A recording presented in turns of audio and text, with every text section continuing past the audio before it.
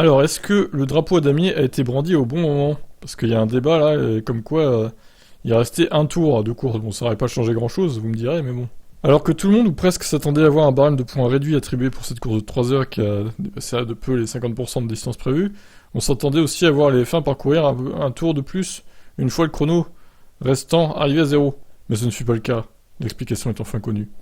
Sur la base de nos systèmes qui sont liés à ceux de la FIA, j'étais sûr que Max entrait dans le dernier tour lorsqu'il a franchi la ligne, explique Alan Perman. Il est resté 5 secondes, donc Max aurait dû finir encore un tour, et les autres concurrents aussi. Mais là encore, c'est bien le règlement qui a été appliqué correctement, mais c'est encore un exemple de règle trop confuse pour les fans.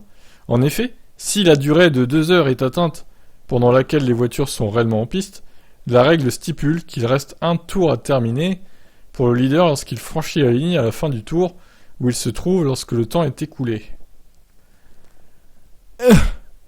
Mais dans le cas d'une course comme le Grand Prix du Japon, c'est différent. Lorsque le délai forfaitaire de 3 heures est atteint, ce qui par définition comprend des arrêts de course, le drapeau rouge de moins de 1 heure, le drapeau damier est agité devant le leader dès que le temps est écoulé et de 3 heures pile, afin de ne pas dépasser les 3 heures maximum pour un événement. Non mais, ça n'a aucun sens. Mais qui écrit les règles de la FIA en fait? Qui? Donnez-moi le coupable là. Il faut le mettre en prison, hein, vraiment. Hein.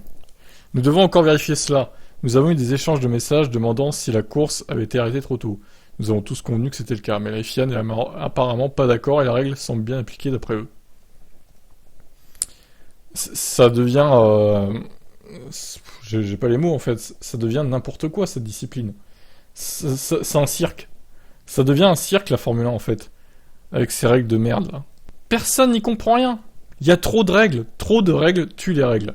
Voilà ce que je dirais. Qu'est-ce que vous en pensez vous? Ciao.